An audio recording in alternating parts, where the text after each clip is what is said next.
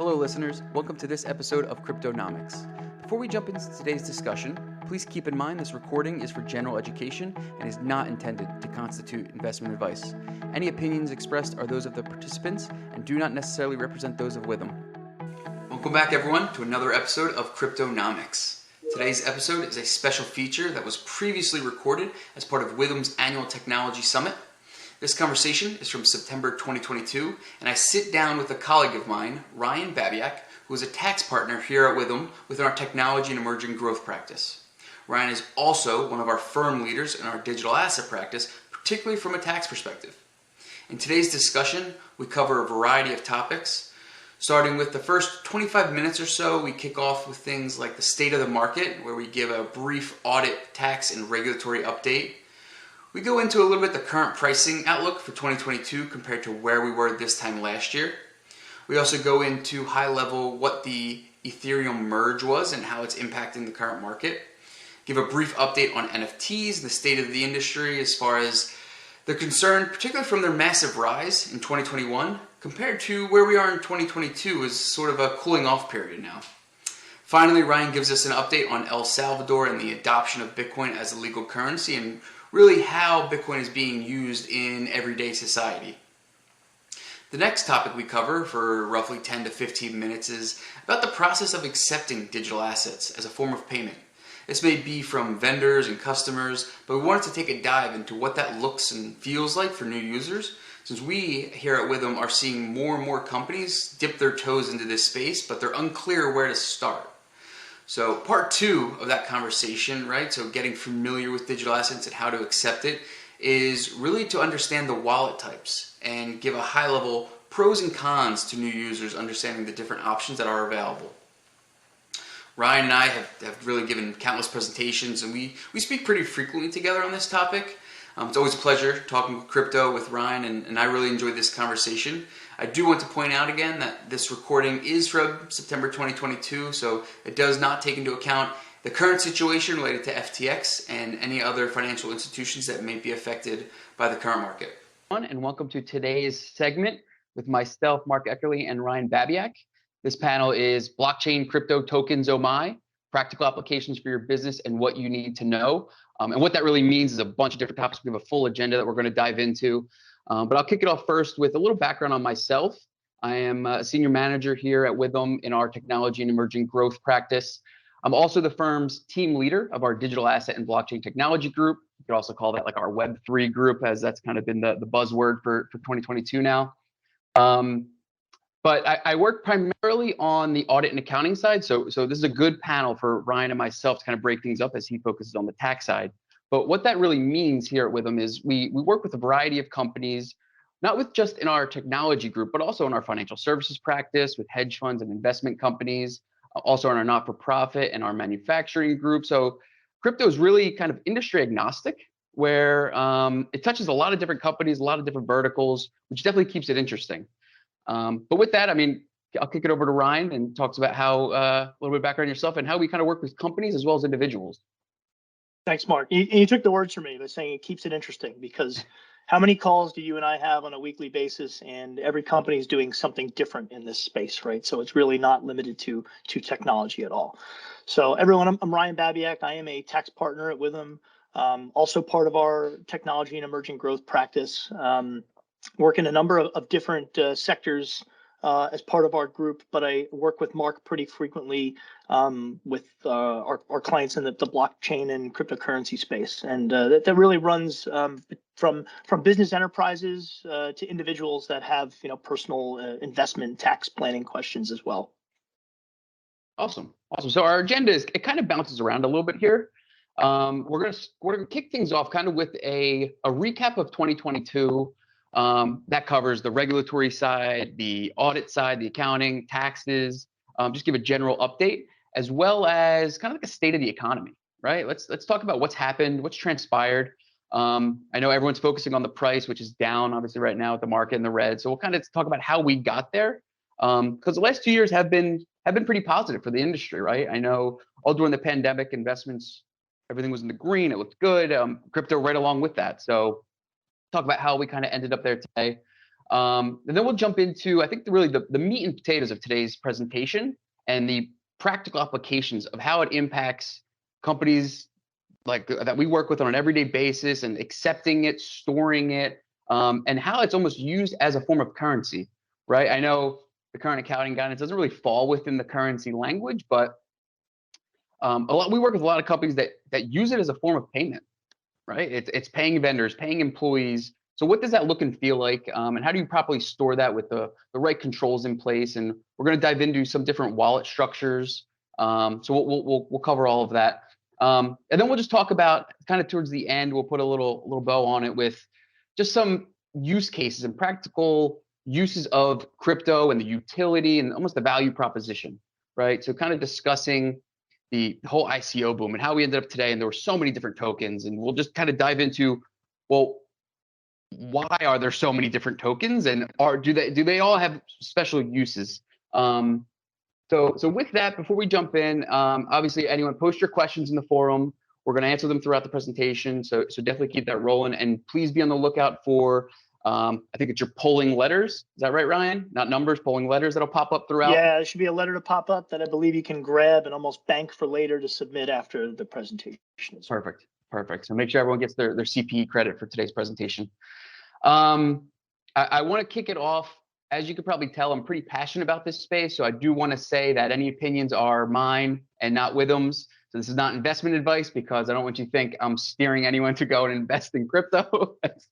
I feel like despite your best efforts, when we I feel like I have a tendency to do that. So, but now I'll start off with a good regulatory update. I think that's important, right? Kind of what's the state of affairs and what's it look like, especially from Washington's the point of view, right? I know early in the year, I believe it was in March or maybe early April, where President Biden issued his executive order. What did that really mean, right? I think that was a good starting point for the year, where there wasn't much to come out of it. It was just giving the public the perception that government and Washington, they are looking at crypto. They are trying to find the best way to regulate this new asset class. Nothing substantial really came out of it. It was just that President Biden really just said he's calling for the government to explore the risks and benefits of crypto so that we can issue some guidance in the future, right? Some regulatory clarity. And the overarching goal of that, which is different from, I would say, where we were this time a year ago, right? We were sitting here giving a presentation at last year's Tech Summit. And we definitely have a little bit more regulatory clarity, but I wouldn't say we're anything there with what's been issued or finalized. Still, everything's still up in the air. But the overarching goal is, and the sentiment is that innovation, the goal from Washington and the United States is to keep innovation here rather than push it overseas and outside the country. I think it's working together with our policymakers and our regulatory bodies so that we can basically get the rules right. We don't want Washington to come out and sit around and wait for them to come out with regulatory guidance that we don't necessarily agree with, that companies, it doesn't really help them in the long run. So it's kind of educating them. Right, Ryan, how long have we been saying that? Education is key. I think that's been a long time. And a lot of the conversations around building out the infrastructure around this, right, to where we get to a point where we're not just talking about speculative investments, but we're talking about actual practical use of blockchain technology, of cryptocurrency. So I'm optimistic we'll get there, but I'm less optimistic that it'll happen quickly. Exactly. As we've seen it hasn't, right? Like you said, we've been talking about it for a couple of years, and we're still going down the path and getting the building blocks together. Mm-hmm. Yeah, it's going to take time. I would think. I mean, the time horizon, it's got to be somewhere in like the 3 to 5 year range, just because innovation is not going to stop. Right, the industry is not waiting around for regulation. It's going to keep moving forward. Every year, it seems like there's something new. Right, we had the NFT boom, we have DeFi, we had stable coins a couple of years ago. So it's constantly evolving, and I mean, it's just the government's going to have to play catch up at some point. So I think it's just making sure that they get it right. That's the key. And it's funny because Gary Gensler actually came out, and I think this was last week or a couple of weeks ago, and talked about crypto as a whole, that it's the wild, wild west, right? And that's a term that's been thrown around for crypto probably since the beginning, right? Because it is such a new asset class. Almost that we need a new one. I'm kind of tired of using it and hearing it. Exactly. But it's funny because people within industry, while the price volatility makes it feel that way, that it's the wild, wild west, because you never know where the market's going, people within the industry, we want that regulation. We want that clarity. We want to follow the rules, especially us being advisors to a lot of the clients we work with. We want to make sure we're doing things by the book. So we're not really trying to be working in the wild, wild west, working in this new asset class that has no rules. We want to follow something. And again, it all comes back to just making sure that we get it right. Yeah, and I'm not surprised, but I'm happy to hear when we get on these calls with potential clients, people that need our help, have a lot of questions. That's one of the first things they say. And from my perspective on tax, it's how do we legitimately lower my tax bill? I don't know what to do. How do I do this? It's not trying to hide assets. It's not trying to be a bad actor. It's people trying to do the right thing and stay above board, at least in our experience. Now, those people are out there, I'm sure. That's why a lot of this infrastructure is taking a long time to build. The regulatory side of this is taking a long time to get right. But you and I know, haven't seen too much of that. The people that are trying to circumvent the rules or figure out ways to kind of create their own, in a sense. Yeah, I mean, we use everything by analogy. That's how it was early on, right? I think the IRS was one of the first bodies to really issue some guidance, some clarity as to how to follow and implement this new asset class. But if you think about it, really from a regulatory stance, right? When we talk to a lot of companies, one of our first questions, especially if they have their own native token, is how are you applying the Howey test, right? And that was something that came out in 1946. We're 80 years later, we're still applying something that probably doesn't necessarily apply to this new and emerging technology, because that's really what it is, right? It's a technology. Everything is very, I'll say, intangible, if you will, right? There's nothing really physical about this asset class. So it's really just trying to build something and come out with some guidance that fits. We're really putting a square peg in a round hole with this. It's just trying to figure out what fits and makes sense. And then finally, I mean, just jumping really quickly to a quick audit update. I mean, this is probably very similar to what was issued last year, because there's really not much of an update. We have our AICPA guidance, which is I wouldn't say it's non-authoritative. Came out in December of 2019, I believe, and it's been updated, I think, 3 or 4 times since then, periodically, as just like I said, there's been new instances, NFTs, DeFi, stable coins. So just trying to keep up with that. The most recent guidance, which was important, was, I think it came out in January of this year. There was some disclosures, almost like an FAQ, around crypto lending. So that helped provide some clarity around how to account for a lot of these investment instruments, these derivative instruments, things like that, because we're seeing a lot of more companies getting into that kind of alternative business, right? Trying to find a way to get some of that passive income, and whether that's done with native crypto, whether it's done with Bitcoin or ETH, or it's done with a stable coin, right? And I think that's going to parlay nicely into one of our topics that I'm going to bounce to shortly, and a lot of those companies that were kind of over leveraged, that were giving out some of those interest rates, about 7, 8, 9%. But before I jump into that, let's jump into some tax things. Give us a quick update on what that looks like, where we are today, and how things are coming along for 2022. Sure. Yeah, and I know you could probably do an hour just on audit and accounting rules, and I can do an hour on tax. We've done it before. For a number of years, I was saying the same things about the tax rules around this. Here they are. There was a notice that the IRS came out in 2014. The rules haven't been fleshed out since then, despite the community asking for them, right? The AICPA asked the IRS to provide some guidelines on a number of questions. And finally, in late 2019, there was a revenue ruling issued around how hard forks and airdrops, when they're taxable, are they taxable events? They are typically. But the IRS also did add, I believe it's 46 frequently asked questions around just various tax crypto like issues that come up, things like how to value coins, right? Can you specifically identify what you're selling? What are the methods that are available? If you provide services and get paid in crypto, how is that taxed? There's plenty of them. You could just Google IRS FAQs on crypto or virtual currency. You'll get to the landing page on the website. And it's pretty helpful, but It's important to know these are not authoritative. It's not authoritative guidance. This is just helpful for people to figure out what to do with their own taxes, but they don't carry any statutory authority. So, just as a general rule of thumb, all settlements of crypto are typically a taxable event, and that could include coin-to-coin transactions. There are no like-kind exchanges when it comes to cryptocurrency. That went out the window at the beginning of 2018 as part of the Tax Cuts and Jobs Act. There was some gray area around this where, people in the community, investors, they were trying to do this in 2017 and prior, and the rules weren't clear. So it was, our position on it was, since it's a risky position, there are, you can disclose that to the IRS and mitigate penalties, but at the same time, you're kind of pointing right at your front door for them to come and ask you questions about how you accounted for something. So there's still some ambiguity around crypto in general.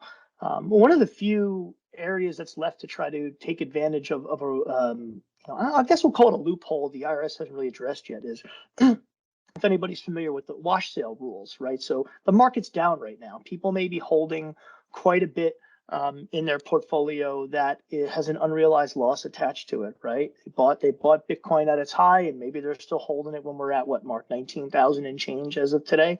I haven't checked it as of today, right? So yeah. So what the wash sale rules can do is you can sell something at a loss, and then it's a paper loss because you can replace it, either immediately before or after you unload that higher basis, coin or token. And that's because wash sale rules cover securities, and virtual currency is specifically identified as property, not a security. So that rule is still there.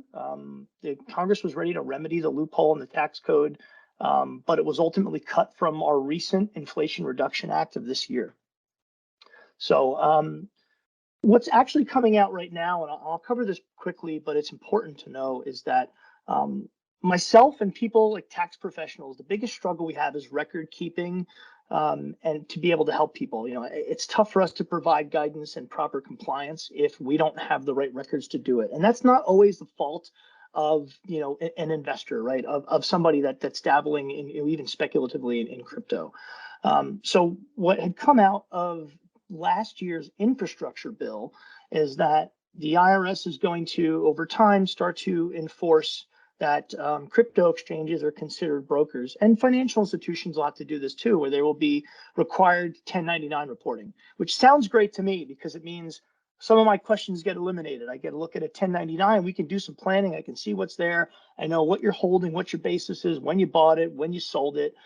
The challenge is just the infrastructure is nowhere near where it needs to be to do this successfully. So the plan was to roll this out in 2023. It's now been deferred until 2024.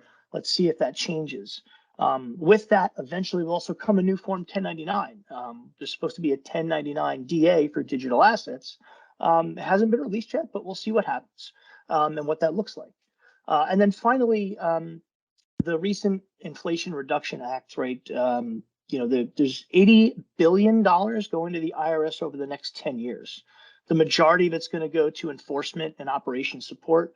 And a significant component of that is going to include digital asset monitoring and compliance activities, which, hopefully it doesn't scare people who have been kind of unsure what they're doing with their taxes. But I can assure you, the half dozen calls we have on a weekly basis, I think we're going to double that in no time once these dates are a little bit, are drawn in the sand here. So, that's my update on the tax side. I mean, as always, use the forum, ask some questions. Happy to answer any specific ones that you have.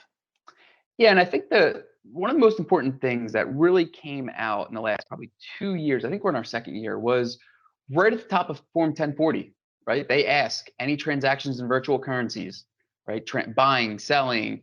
Not that some of those transactions will cause a taxable event, right? Like buying with cash doesn't cause a taxable event, but they're just trying to have everyone report their holdings to make sure it's accurate. So that way, on a going forward basis, everything's being accounted for properly. But the one thing that was really funny was, what was it, a couple years ago when they tried to issue the 1099K? Was that? So it's good to hear that they're trying to get some clarity there. Yeah, it was just, it would, you'd have exchanges that would issue this 1099K thinking they'd be helpful, and it would just disclose the gross value of all transactions, no basis information whatsoever. So it just looked like you had all this income when it's, there's a very different reality from what that form would say. And people were getting notices to try to support what their gains and losses were. So it's, in an attempt to try to do the right thing by their customers, a lot of these exchanges were creating some more headaches than intended. And it would just show a very small piece of the puzzle, right? Because you can have 15 different wallets across 15 different exchanges, kind of all over the place. And if you're just getting one 1099K from one exchange, that doesn't show nearly enough of the picture. Like you said, it all comes back to that record keeping piece. But one question I want to kick over to you, because I think it's important for people to know, for anyone that's getting new into the space, is you mentioned selling crypto to crypto, right? That causes a taxable event. What if I just transfer from one wallet to another, or one exchange to another, and it stays in the same native token? Is that a taxable event? And no, that's okay. The challenge there is just the proof, right? And so a lot of people have taken it upon themselves to use many tools that are out there to track your holdings, right?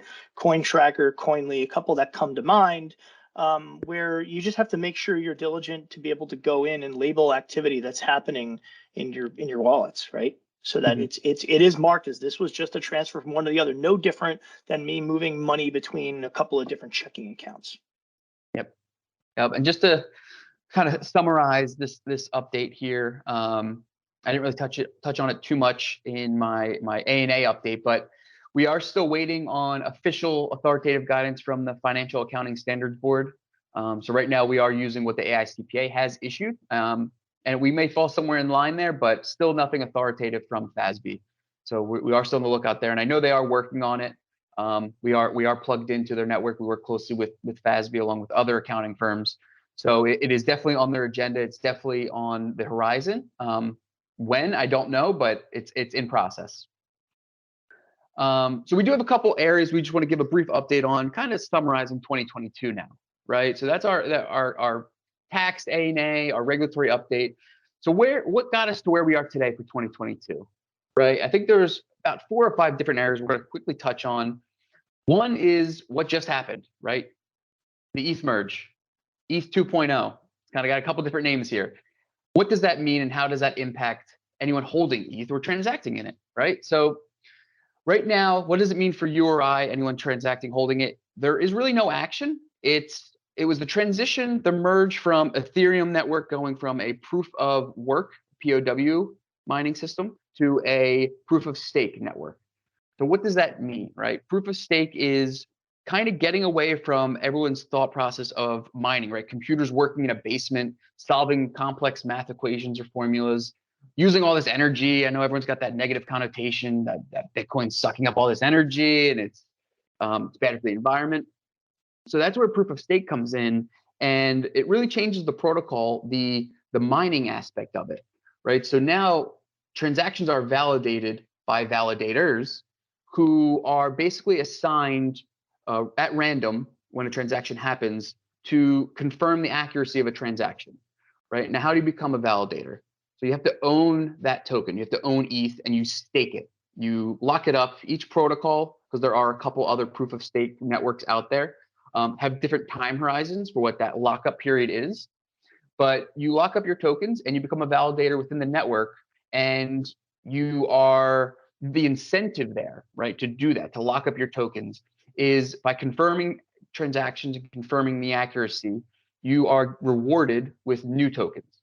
So it's kind of like, think of it like almost like interest, right? You're locking up your funds and you're earning passive interest. And that's also how new tokens are introduced into the ecosystem through that process.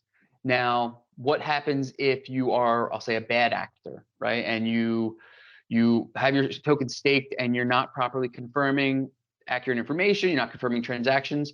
Well, that's the risk of locking up your tokens, right? You can lose your staked assets. So they can be taken from you by basically being a bad actor. So that's kind of the incentive there to bring everyone together and work all on the same playing field. But again, that's not something that if you're transacting in ETH, you'll really feel by doing that one-to-one transaction from me to you. Ryan, if I were to send you some ETH, that wouldn't be something that's found on the surface, right? It's anyone that's kind of working on the protocol itself. The fees, the gas fees, the transaction speed, all of that is the same. No real change there. The biggest concern from the industry is that this proof of stake network almost feels like it's going to have some type of concentration, right? Because if you think of proof of work, there's the hashing power, the network power, how much mining activity do I have to be plugged into the network? Is there that 51% debate? Do I own 51% of the mining power of the network? With proof of stake, it's similar in that touch and feel where if I have enough assets staked, right? If I'm a large holder of ETH, one of the original founders or something to that effect, where I'm staking my entire worth there, it could be a large portion of the total circulating supply. And the real issue there is you're going to see a lot of exchanges, the Coinbase, the Binances, the Krakens, where they're going to have staking pools. So that's where you or I, we're not one of the large players. We throw our assets into a staking pool. We have more incentive to get the rewards because we're part of a larger number rather than just winging it and having myself with my small pool of ETH, kind of hoping, my fingers crossed, that I get the random choice to be a validator. Those staking pools, if you kind of aggregate 2, 3, 4 of them, that's going to be a large portion of the entire network if you think about it, right? Because there's so many users plugged into those exchanges, it becomes very large with those staking pools. So that's something to definitely monitor and be on the lookout for, because the whole ethos of crypto, right, is the decentralization aspect of it. So that's kind of the one risk when it comes to the proof of stake network. But the real impressive thing before I transition is this happened right around September 15th, and there was no hiccup at all in transactions, right? It happened kind of overnight here on the East Coast time. Yeah, that's a good point. It was seamless. Now there's been updates throughout, but this was the biggest by far update made to the Ethereum network, and it was pretty much a seamless transition, which was very impressive. So I got to give to that, and I think that helps talk about the Ethereum network parlays nicely into what do we want to talk about next, right? The NFT update. Where do we stand? I know that was all the hype for the last couple of years. So yeah, good transition, Mark. So we're talking about Ethereum and the merge, and Ethereum's think of it as the lifeblood of NFTs, right? So it's a term that we all know now for just being in mainstream media, but I'm not sure everybody knows exactly what it means, and the many use cases it can have, right? So NFT, digital assets, they're a method of authentication for buyers of unique items. It can be music, it can be art, it can be a video, and they're proving aspects like, the holder's ownership. It's unique to you. It's one of its kind. It's yours, right? So we've also seen companies using NFTs as a gateway, maybe, or an incentive to attract long-term customers for products and services. And Mark, you were just telling me the other day that you were at was it a trade show or a conference where you went to, if you wanted to buy a hat, explain that to me. Yeah, there was a conference back in June. It was NFT NYC, and in the showroom they had there was one of the, I don't remember the name of the company, but they were giving away hats, and it wasn't a free table where you just go up and take like merch like you think, or swag. The guy, you basically had to buy the NFT, and embedded in the brim was your ownership or your digital representation that you bought it. And there was like a 1-for-1. Each one kind of had a logo, almost like when you think of cards, right? There could be a collection. So I thought that was pretty neat. It was a good use case of really showing NFTs right at the conference. Yeah, I think it's so there's practical real world cases where NFTs come into play, and then there's the cool things like that, right? It's also a way for a company to get customer engagement, right? To kind of get you like into their no different than hey, 15% off your first purchase, something like that, right? To get you into the business. So, as a consumer, I split NFTs into 2 categories, right? Personal, collection, investment, and like I said, practical real world use cases. Practically anything can be tokenized or digitized today. There's a number of companies out there already moving physical items into NFTs, like the hats like we just talked about. I think maybe one of the biggest and most compelling use cases to emerge so far is around real estate and property. right? You ever bought a place before? You know how arduous and time consuming the process is, right? Paperwork upon paperwork upon paperwork, and maybe some antiquated systems. And there's businesses out there that are trying to improve it through technology, but NFTs are being touted as a way of maybe modernizing how things are done, like ownership being just recorded on the blockchain can speed up the closing process. Maybe it reduces disputes or property claims, help clamp down on fraud too. It opens up the door to house purchasing being made with crypto instead of fiat, right? US dollars. I have a perfect, Go I have a ahead. Yeah, go perfect ahead. use case there. It's funny. I don't want to cut you off, but I bought my house over 2 years ago, and I mean, it was my first time buying a house, but going through the process, our deed wasn't registered with the town for about 3 months post closing. And it really opened my eyes to that this could be digitized, obviously, with a governmental body, the municipalities, everything's in paperwork. So it's a little bit more old school than even where we are today, not even thinking like bringing the blockchain component into it. But it really helped open my eyes that this could be automated. It could be like my deed could be transferred on the blockchain to me same day. Yeah. Like that's how I would think it could be at some point. I don't know when that's going to happen, but we could get there at some point. Because I know real estate, like you mentioned, it's a great use case to help show how blockchain technology and cryptocurrency as well can help provide some use case to the everyday person. It's like with everything else we talk about. I mean, the potential is amazing. It's the adoption and it's the infrastructure that gets the trust of the consumer, right? Or anybody to be able to use this and make it just like a normal everyday part of our lives. So yeah, great use cases out there. I think that can improve business, can improve the way that we do things in our lives. But right now, I think a lot of it, the UC NFTs are in digitizing products. They're trying to make it. It's another avenue for collectibles and ownership and things that are interesting, unique to you.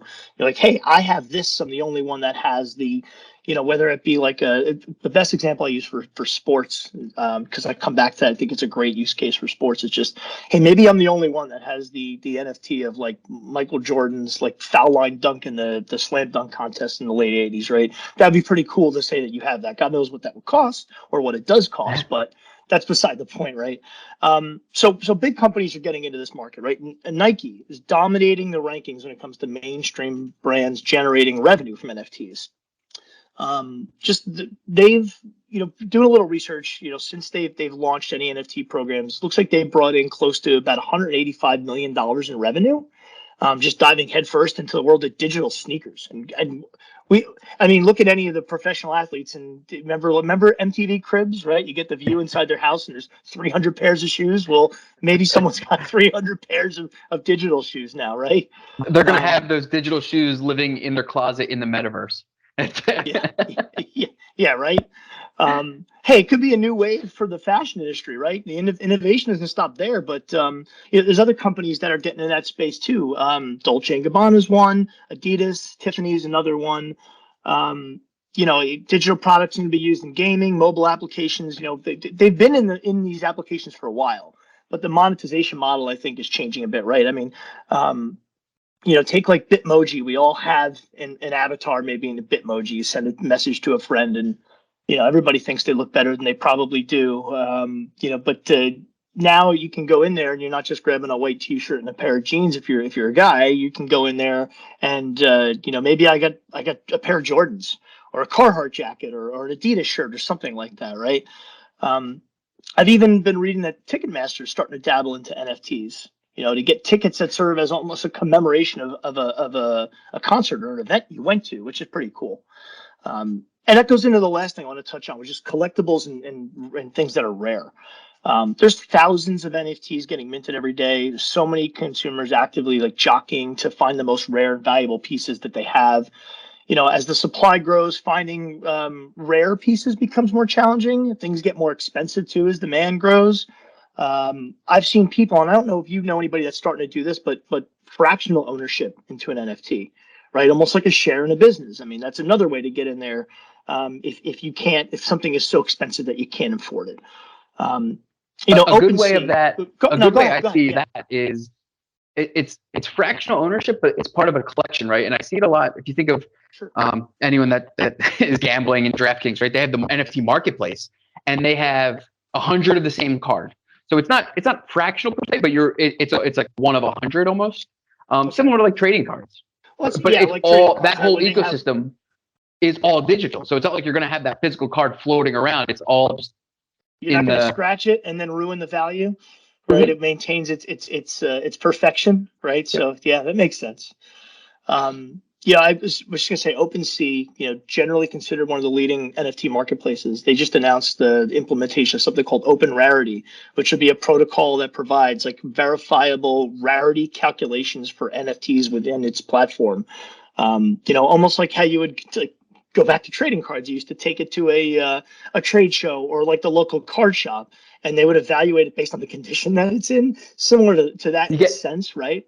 Yeah, kids now they'll like they send their cards away to get graded, and they come back Yeah, with a yeah. grade on them. But it's a great point because one of the toughest parts about NFTs is the valuation factor, Mhm. right? Like if I own a Bored Ape, how do I know what makes my Bored Ape so special and unique that it's not the high end cost? Because there's a big range between the cost of what the top 10 Bored Apes cost versus the lower tier, the floor, Yeah, right? So yeah, what are those distinguishing factors, and knowing, almost coming from an outsider's view, right? Like why is one worth more than the other just because it has a gold chain? What does that really do, right? yeah, So it's yeah, yeah, it's a good piece because that's definitely needed in the marketplace right now, is understanding the valuation of different NFTs that are part of a bigger collection, right? The one yeah. I get, but it's whatever someone would buy for it, but it's part of a collection. What makes this one so special compared to the others that are kind of similar like in likeness? Yeah, you're right. I wonder, are we going to get to a point where we have a new like an NFT version of Pawn Stars?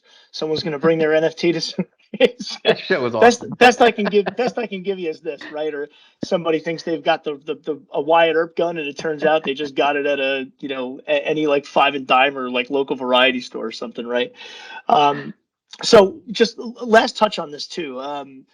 you know NFTs they seem to be the more like wide consumer, like more easily adopted to consumers, and that's across the world. I saw a report that Chainalysis came out with that highlighted NFTs are the largest driver in crypto adoption, and it was Central and Southern Asia, and then like the Oceanic region, right? So apparently 58% of web traffic for crypto services is NFT related. So the interest is there. It's a great on ramp to get into this community. And then on a personal level, I like all these unique releases, right? You may not be able to see it in the background, but I got a bunch of these silly Funko Pops I keep in my office, right? They just announced they're teaming up with Warner Brothers. They're going to do a DC Comics NFT release, right? So the inner nerd in me is like, this is pretty cool. Even if I'm not getting into the space maybe to invest and make money. Maybe it's just because this is just something different for me to get involved in and start to become a collector of something. So it's certainly here to stay, and I'm interested and really excited to see where it's going to go. Yeah, and it's actually, NFTs have been around for some time. I know it really came into Yeah. popularity over the last probably 2 to 3 years or so.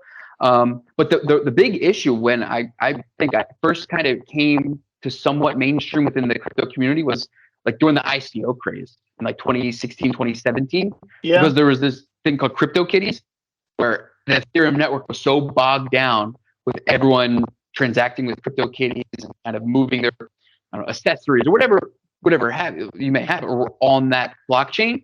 So I think it all kind of parlays nicely into, it's a lot of these are built on the Ethereum network. Some are on Solana or other chains.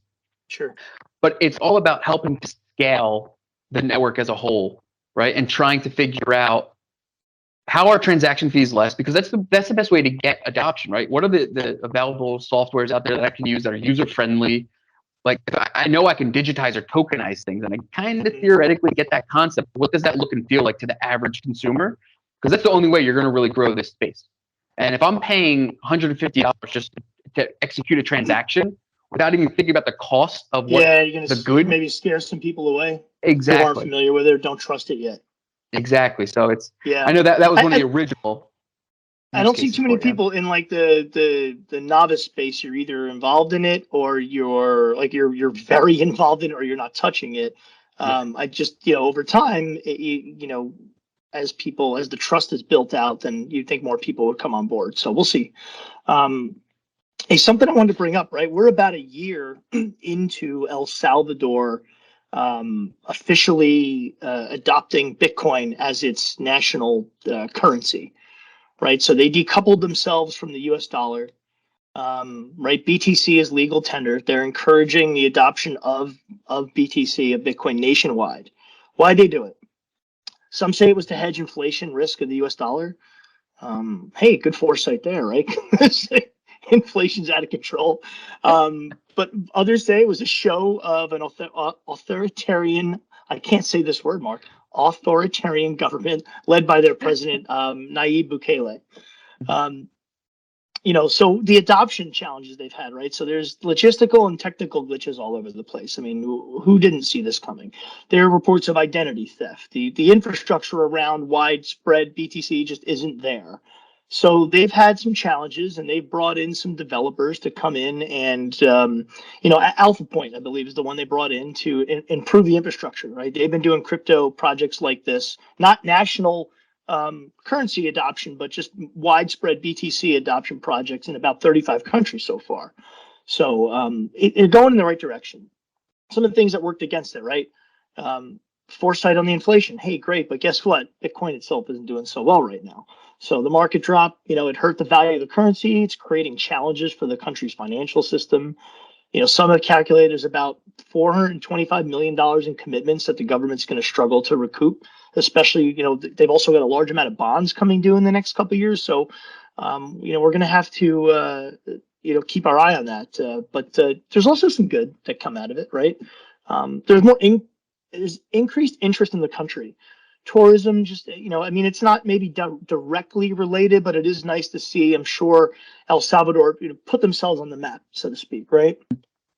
In a good use case, there's reduced cost for people, that are native to El Salvador working abroad and remitting funds back to family members, right? This is a very popular thing for people who immigrate to another country.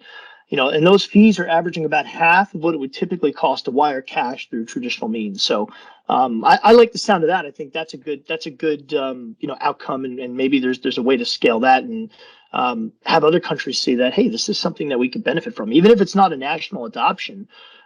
Using crypto as a way to facilitate money, back home for people that typically would not know how to use the technology this way would be great.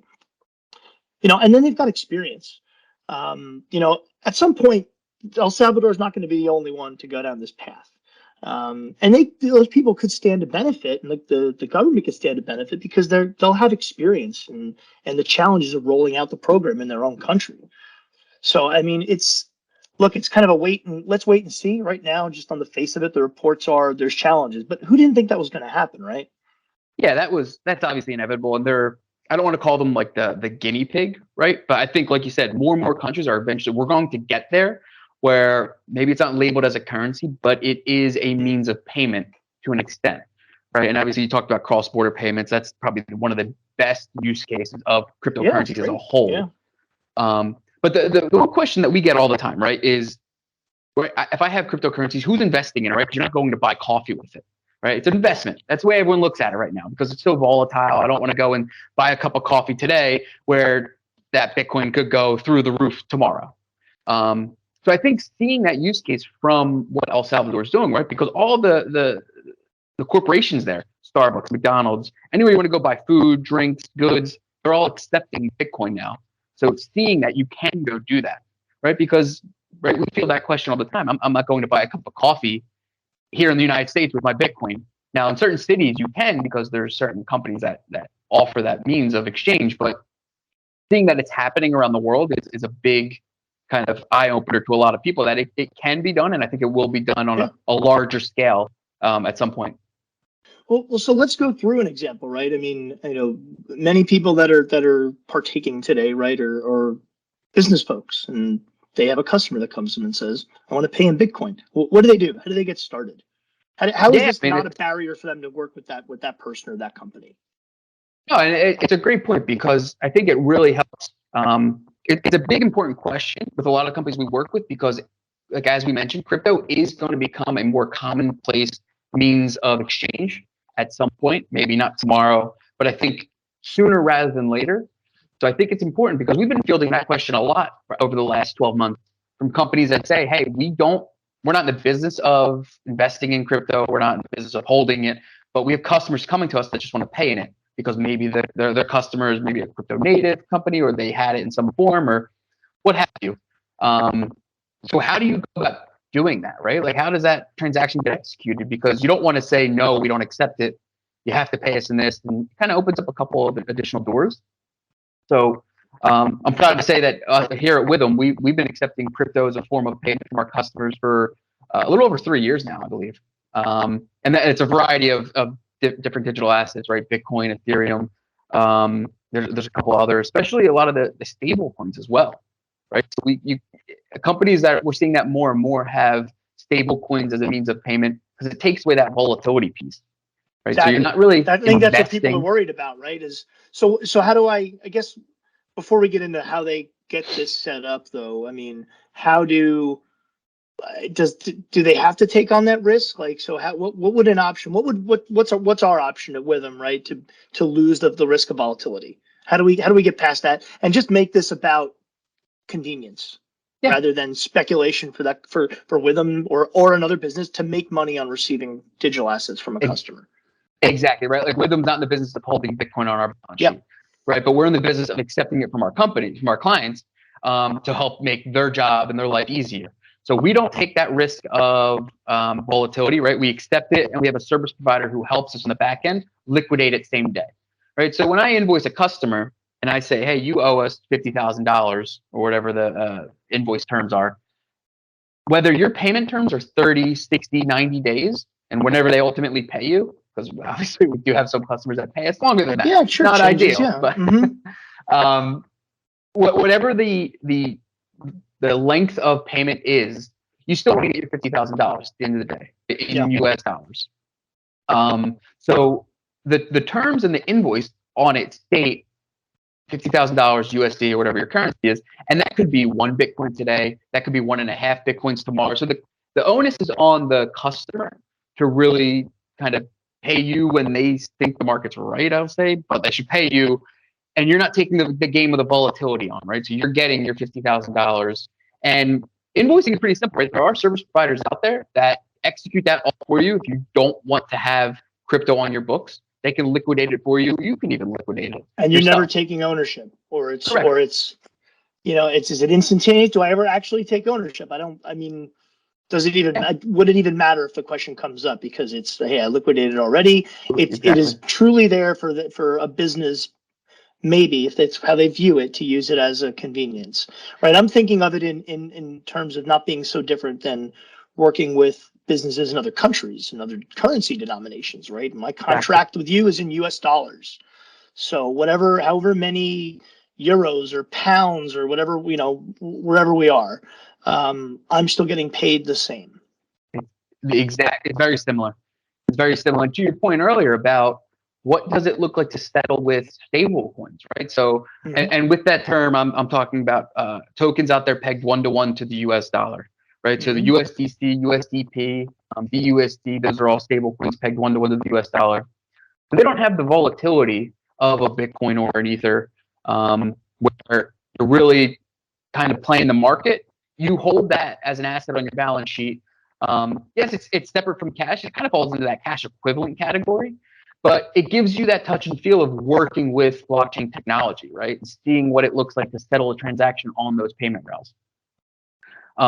The transaction fees are obviously significantly less if you're doing especially cross-border payments or sending wires, things like that. So that can help open your eyes to, hey, this technology really does open some additional doors, especially if we're as a company trying to scale, right? If we're going to have global customers, we want to make sure that we're making it as easy as possible for everyone involved.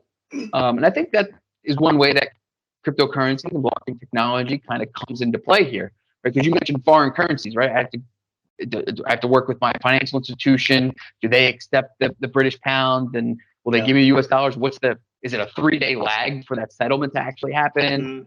So there's a bunch of different nuances there, but I think the short and sweet of it is understanding the different type of infrastructure from a wallet standpoint, right? Your wallet is think of it like your bank account. That's where you send and receive your digital assets. Understanding the different infrastructures there will help open the door to how you want to transact in digital assets, right? If you're not in the game of holding it, then there's service providers that can help you. You don't really even need to set up a wallet. But if you maybe say you want to accept it, or if you just want to accept stable coins, so you don't even have the volatility, it's very important to understand the risks and benefits of the different type of wallet structures in there, which I think helps parlay nicely into one of our next points is kind of what are the different wallet types out there, right? So there's hot wallets, there's exchange wallets, there's desktop, custodial. What do all those terms mean, right? Those are all probably, if you think about it, active wallets that are online, right? So the most, I would say, in my opinion, the most secure type of wallet infrastructure is what's known as cold storage or vault, sitting in like a vault. So there are third parties that will offer that, where it's basically holding your tokens offline. So it takes a day or two to retrieve those. Or you can have a physical hardware wallet that's, think of like a USB, right? Or a physical device that you have. I have a Ledger wallet, but there's other devices. There's a Trezor, a device called SafePal, Keystone. So there's a couple of different brands in the marketplace. Obviously, as the market's become more mature, Sure. there's going to be competitors. Absolutely. But I think the important thing to note is that it's the most secure. It's the most, I would say, easy to use because it's a physical device. And I think when you think of cash, it's physical. We're kind of used to how many devices are we used to, right? And they only tend to get smaller and smaller. So you could have, God knows how much worth sitting on a device this big, right? So yeah, I don't think that would be a foreign concept to any of us. Maybe what do you say to people who get worried about losing a physical device? That's the biggest thing, especially with companies you work with, right? As an auditor, I put my auditor hat on, right? Understanding the controls and what's the process around there, who has access to that device is the most important thing, right? Because we want to make sure that controls are in place across all facets of a company, right? So when we do our cash walkthroughs or when understanding a company's disbursements policy, right? Is the person initiating a transaction the same one approving it? Or is there two different figureheads there that have to do that to help kind of have your checks and balances in place? When you have a physical device in cold storage, like a hardware wallet, those controls are kind of out the door a little bit because there's one device, you own the private key, I put my password in, and I kind of have access. One way to mitigate that is if I have the physical device, but I don't know how to access it. If I don't have the code to get into it, kind of need two people. In my head, I'm picturing like a James Bond movie where we both got to turn the key to send the homing missile to some enemy at the same time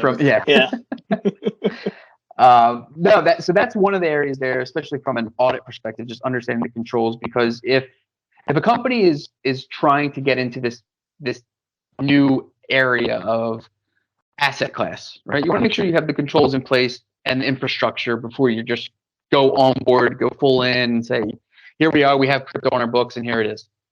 So when you have a type of wallet that's online, right, there's different features you can have. You can have an exchange wallet, which is basically just a username and password, similar to the way you would access your banking. All very used to, right? Yep. So that's very quick, user friendly to set up. It's a one-man show, kind of, if you will, or a one-person show, I should say, where you can log on, you can accept it. You have different opportunities to kind of different offerings of digital assets, right? So exchanges typically have a host of digital assets. You can buy, sell, trade, send, receive, but they don't really have the infrastructure there from a control standpoint. Again, putting my auditor hat on. It's the trust thing again, right? It's people are, what if something goes belly up, and I'm not talking about dealing with Bank of America, who's FDIC insured, and my money's fine. It's not going anywhere, even though I don't see it, right? Yeah. I think that's another example of where it's a bit of a barrier to widespread acceptance. 100%. Which is kind of funny because the whole purpose of the technology is to not have that be the case, right? Now, from a single person perspective, like you or I, right, in our personal exchange accounts, whether it's Coinbase, Kraken, Gemini, the user interface is very friendly. It's kind of easy to understand once you kind of play around with it for a little bit. But you're right. From a corporate standpoint, it's still in process of being built out. Now, that does lead me to my next point, which is a custodial wallet, right? So you can have like an institutional type wallet where they do have some of those, I'll say, controls, features built out. When you think of multi-signatures, where you need two people to sign a transaction to say, hey, it's good to go, you always want to check that it's going to the right person, right? So you typically want to send maybe even a test transaction. If it's your first time, I'll send 0.0001 Bitcoin just to see if it ends up at the right spot, confirm it with that, my vendor, my customer. Smart way to think about it. Yeah. I mean, we've seen that. It's very commonplace. Before you send your whole lot out, just make sure that it's the right place, because the wallet addresses, the accounts, they look on the surface and it's very confusing, and you could lead to a typo, right? Human error is inevitable at some points, so you want to try and mitigate that as much as possible. So that's where kind of having two eyes or two sets of eyes double check these things is also important. But yeah, I mean, there's understanding when you think of what those types of wallets offer, right? And everyone has that negative connotation when it comes to crypto of, yeah, if I have my coins, they're going to get hacked, or if Bitcoin's getting hacked, right? What does it mean when people say Bitcoin's getting hacked? Like, that's a bogus statement. It's not true. It's an exchange was hacked and Bitcoin was compromised from that exchange's holdings. The network is not hacked. Personal Bitcoin's not being hacked. It's the exchange. Think of it like the bank was robbed. It's very similar to that. So you need to really understand kind of the connection between digital assets and where they're being held. The ethos that's been said around crypto ever since I've been in this space, since about 2015 now, has been not your keys, not your coins, right? So if I'm holding my assets on an exchange at a third party, a custodian, that it's the same type of as holding your money at a bank, right? So if a bank goes belly up, right, I lose all my money. I mean, obviously there's FDI insured limits. Yeah, but you're not feeling any better, I'll tell you, until you know exactly. That money is found or is in your possession somehow, right? Exactly. So that's where I get comfort with the cold storage piece of this when it comes in crypto. It's kind of funny that we get all these breaches in the news all the time, and I mean, I don't even think twice about it. I'm like, okay, yeah, Target was breached, or this was breached, or that was breached. It's like, you get numb to it after a while. So I mean, if we're all, I don't say accepting, but we've all gotten adjusted to that, why not, start to put a little bit more faith into this community and have it get to a point where it is more widespread, right? I mean, there's always these great ideas in technology take a while to get accepted right in the mainstream. I mean, just starting to use smartphones with GPS built into them, things like that. People can know where you are at all times. Nobody cares. Nobody thinks twice about it, right?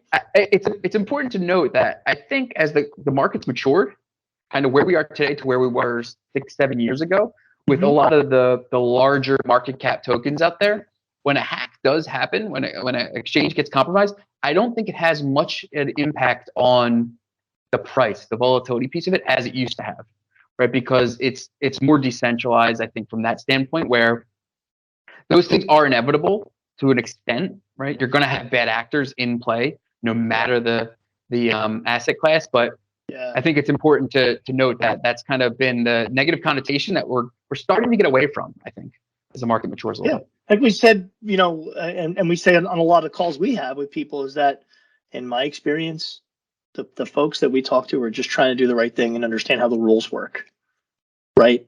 Yep. They're in this space for the long haul. They want to maximize their investment or their use of the technology, and they want to make sure they're doing it the right way. Right. And they're not trying to circumvent the rules. Yeah, no, I totally agree with you. And like I said, anyone here in the audience, if you have any questions on this process, we've been fielding this call for a while now, especially as the asset class has matured. It's an important piece. I think it's going to become more and more important as it just continues to evolve, right? There's more and more opportunity in this space. So definitely happy to have any questions, any comments, any secondary conversations. We're always here to help.